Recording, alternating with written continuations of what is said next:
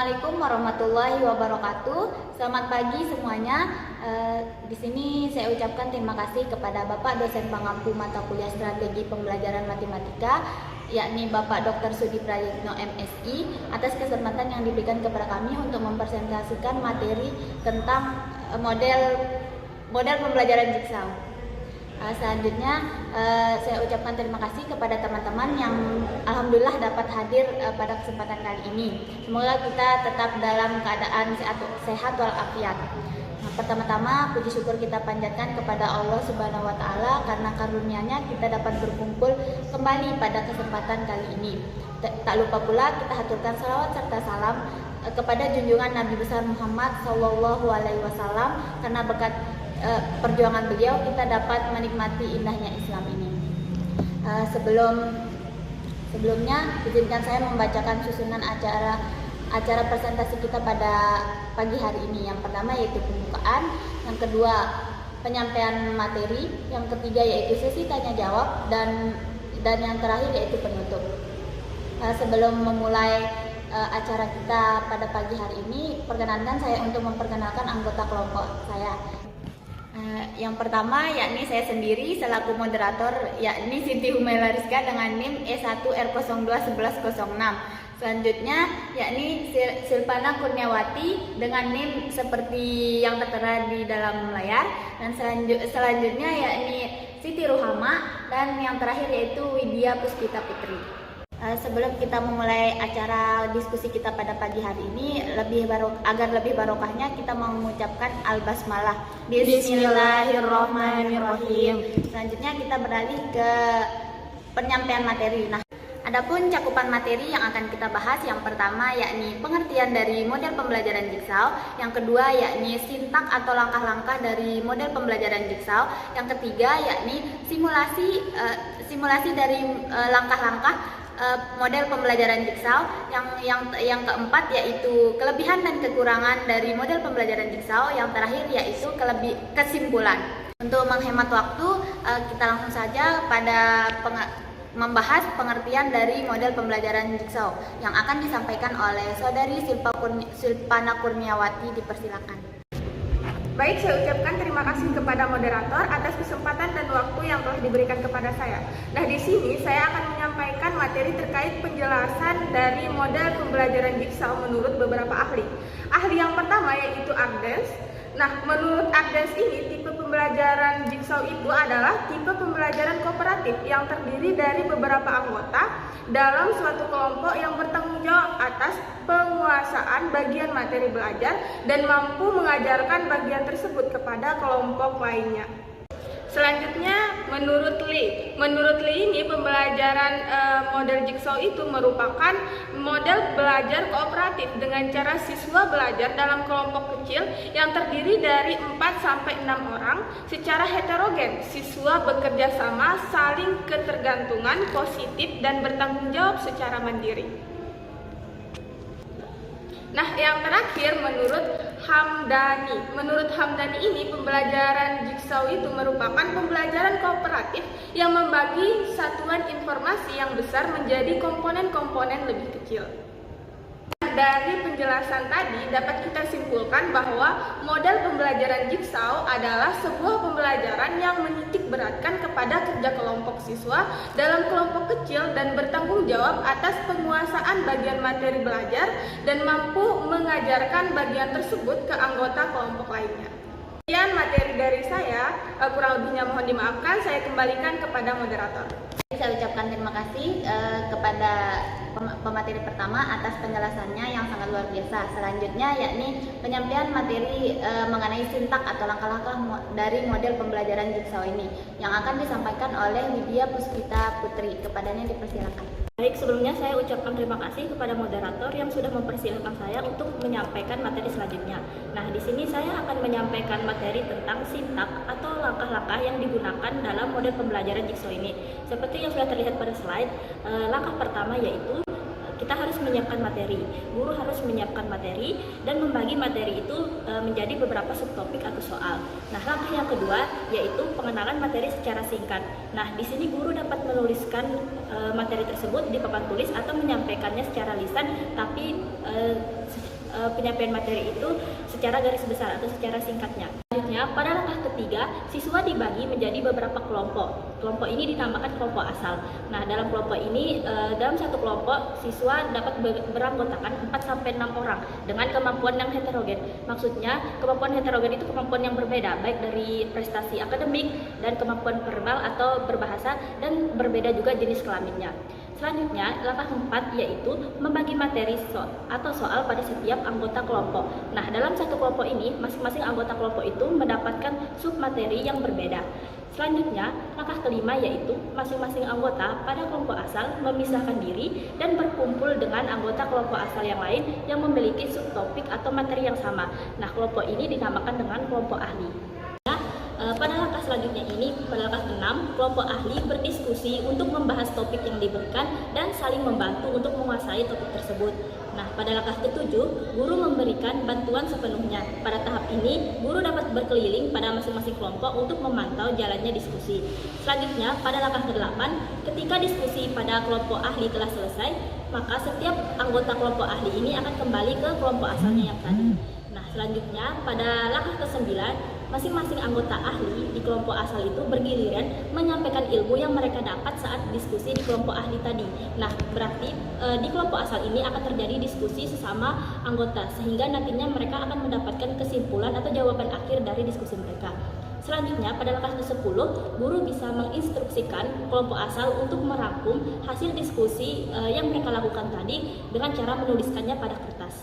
Selanjutnya, pada langkah ke-11 yaitu tiap kelompok mempresentasikan hasil diskusi mereka di depan kelas secara bergiliran.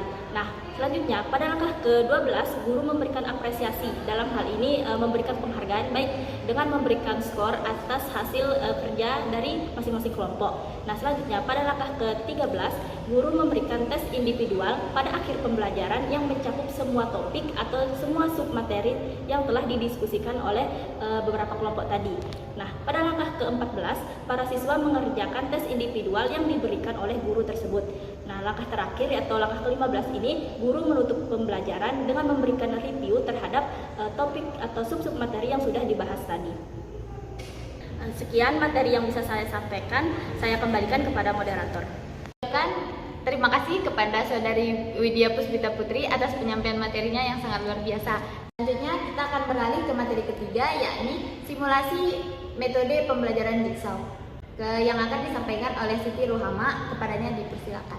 Terima kasih atas waktu yang telah diberikan oleh moderator. Nah, di sini saya sebagai pemateri ketiga, yaitu akan menyampaikan tentang simulasi model pembelajaran jigsaw. Nah, untuk simulasi model pembelajaran jigsaw, di sini kita akan menggunakan pada anak-anak tingkat SD yang membahas tentang materi keliling dan luas pada segi 4 bangun datar. Nah, untuk pertama saya akan menjelaskan tentang apa itu segi 4 bangun datar. Segi 4 bangun datar adalah suatu bidang datar yang dibentuk oleh 4 ruas garis lurus. Nah, setelah guru menjelaskan tentang apa itu segi 4 bangun datar, selanjutnya yaitu bakalan pembagian kelompok, yaitu pembagian kelompok tentang sub-sub materi yang telah disiapkan atau LKS yang disediakan. Nah, pada pertemuan ini kita akan membahas 4 bagian bangun datar saja.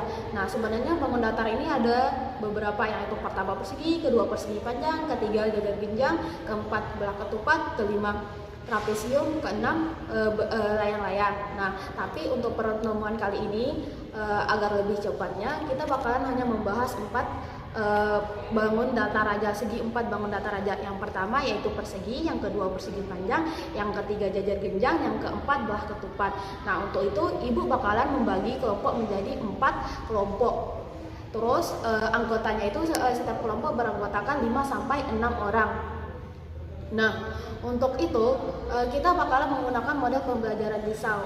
Untuk itu ibu bakalan jelasin apa itu model pembelajaran jigsaw. Model pembelajaran jigsaw itu adalah model pembelajaran yang ada kelompok ahli sama kelompok asalnya. Di mana kelompok asal ini adalah kelompok yang ditentukan yang di awal. Nah, kelompok ahli ini adalah kelompok yang kumpul dari subtopik yang didapatkan yang sama, ya, seperti kelompok 1 dan kelompok 2. Dia memiliki topik 1, topik 2, topik 3, topik 4. Nah, kelompok 1 ini kan ada topik 1, topik 2, kelompok 2 ada topik 1, 2, 3. Nah, sama-sama yang memegang topik 1 itu bakalan berkumpul, yaitu menjadi kelompok ahli.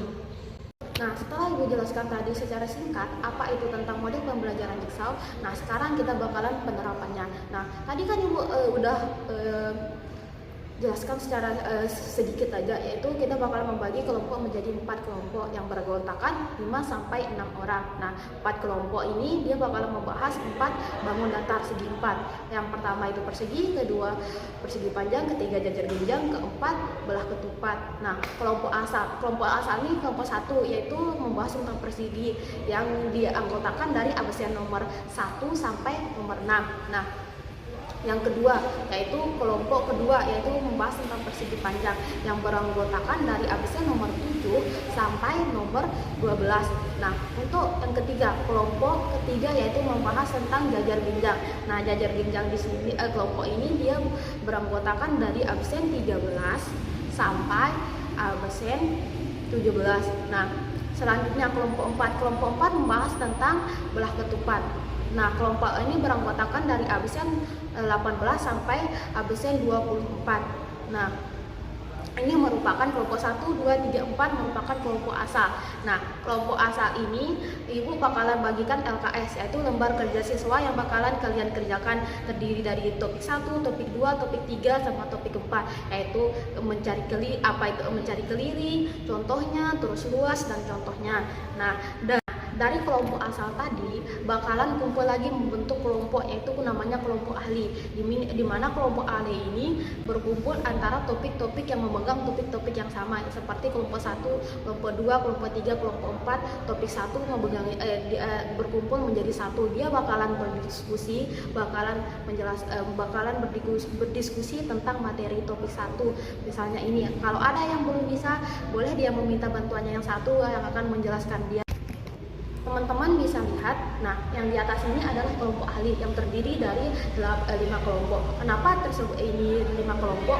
Karena kan tadi beranggotakan 5-6 orang. Nah, dari 5-6 orang itu beberapa topik atau 5 topik. Nah, dari topik 1 kumpul ke topik 1, topik 2 kumpul membentuk yang kelompok ahli yang kedua, topik 3 membentuk kelompok yang ketiga, terus topik 4 membentuk kelompok ahli yang keempat. Nah, inilah contohnya. Nah, selanjutnya jika ada kesulitan maka guru akan membantu, seperti yang gambar di sebelah ini.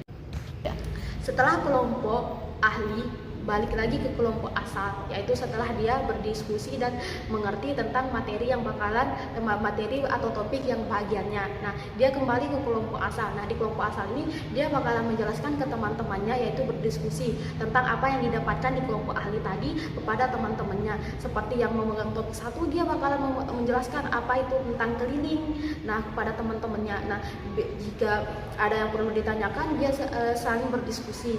Begitupun selanjutnya. Nah, inilah yang dimaksud dengan model pembelajaran Jigsaw. Begini simulasinya, yaitu ada kelompok ahli dan ada kelompok asal. Ini bisa diterapkan di tingkat SD, tingkat SMA, ataupun tingkat SMP, ataupun di tingkat atas. Tetapi lumayan repot. Kenapa? Karena kita bakalan pindah sana sini, karena ada kelompok ahli, kelompok asal, di mana bakalan pindah dari kelompok asal ke kelompok ahli, dari kelompok ahli ke kelompok asal. Tetapi cara pembelajaran ini juga efektif untuk diterapkan agar para peserta didik bisa saling bertukar pikir atau saling berkumpul dengan yang ini dan saling bertukar pikiran. Nah, ini agar bisa mencapai pembelajaran yang lebih efektif. Nah, sekian cuman ini yang bisa saya sampaikan tentang simulasi pembelajaran Jigsaw. Saya kembalikan ke moderator. Terima kasih. Baik, saya ucapkan terima kasih kepada Saudari Siti Rohama atas penyampaian materinya yang sangat luar biasa. Selanjutnya kita ke materi yang keempat, yaitu kelebihan dan kekurangan model pembelajaran Jigsaw. Yang pertama yakni kelebihannya. Kelebihan yang pertama yakni siswa diajarkan bagaimana bekerja sama dalam kelompok. Yang kedua, siswa yang lemah dapat terbantu dalam menyelesaikan masalah. Yang ketiga, menerapkan bimbingan sesama teman. Nah, yang keempat, rasa harga diri siswa lebih tinggi. Nah, yang kelima yaitu sikap apatis berkurang. Yang terakhir, selanjutnya penerimaan terhadap perbedaan individu yakni lebih besar. Nah, Kelebihan selanjutnya yakni pemahaman materi lebih mendalam. Nah, selanjutnya meningkatkan motivasi belajar. Yang selanjutnya dalam proses belajar mengajar, siswa saling ketergantungan positif. Nah, selanjutnya setiap anggota siswa berhak menjadi ahli dalam kelompoknya. Nah, yang selanjutnya dapat memberikan kesempatan kepada siswa untuk bekerja sama dengan kelompok yang lain. Nah, selanjutnya kelebihan yang terakhir yakni setiap siswa saling mengisi atau melengkapi satu sama lainnya. Nah, adapun kekurangan dari model pembelajaran Jigsaw ini, yang pertama, keadaan kondisi kelas yang ramai sehingga membuat siswa itu bingung, dan pembelajaran kooperatif tipe Jigsaw merupakan model pembelajaran yang baru. Nah, selanjutnya, jika guru tidak mengingatkan agar siswa selalu menggunakan keterampilan kooperatif dalam kelompok masing-masing, maka dikhawatirkan diskusi dalam kelompok itu tidak berjalan. Nah, selanjutnya, siswa yang lemah dimungkinkan ketergantungan pada siswa yang lebih pandai. Nah, selanjutnya, jika jumlah anggota kelompok yang kurang akan menimbulkan masalah. Misal, jika ada anggota yang hanya membonceng dalam menyelesaikan tugas-tugas yang pasif dalam diskusi. Kekurangan yang terakhir yakni membutuhkan waktu yang lebih lama, apalagi bila ada penataan ruang yang belum terkondisikan dengan baik, sehingga perlu waktu untuk merubah posisi yang dapat juga menimbulkan gaduh serta butuh waktu dan persiapan yang matang sebelum model pembelajaran ini bisa berjalan dengan baik. Nah, mungkin sekian yang dapat saya sampaikan. Kita beralih ke materi yang selanjutnya, yakni penyampaian kesimpulan yang akan disampaikan oleh Saudari Silvana Kurniawati. Kepadanya dipersilakan. Baik, saya ucapkan terima kasih kepada moderator atas kesempatannya. Nah, di sini saya akan menyampaikan kesimpulan dari semua pembahasan yang telah disampaikan oleh teman-teman kita tadi. Kesimpulannya ialah model pembelajaran kooperatif tipe Jigsaw adalah suatu model pembelajaran alternatif yang berasaskan gotong royong atau kerjasama, di mana masing-masing siswa dari kelompoknya atau kelompok asal dikelompokkan dalam sebuah grup, yaitu kelompok ahli, yang dimana siswa dari kelompok ahli ini bertugas mempelajari suatu materi yang nantinya akan didiskusikan terhadap siswa lain di kelompok asalnya. Nah, sekian dari saya kembalikan kepada moderator. Terima kasih saya ucapkan kepada Saudari Silvana Kurniawati atas penyampaian kesimpulannya. Nah, berakhir pula sesi penyampaian materi. Selanjutnya kita beralih ke sesi diskusi atau tanya jawab. Dengan berakhirnya sesi diskusi atau tanya jawab, berakhir pula kegiatan presentasi kita pada pagi hari ini. Agar lebih barokahnya ilmu yang kita dapatkan pada presentasi kali ini, marilah kita sama-sama melafazkan Alhamdulillahirabbil alamin. Sekian presentasi kami pada pagi hari ini. Mohon maaf apabila ada kesalahan kata atau perilaku yang kami lakukan. Terima kasih kami ucapkan kepada teman-teman sekalian. Sekian, wassalamualaikum warahmatullahi wabarakatuh.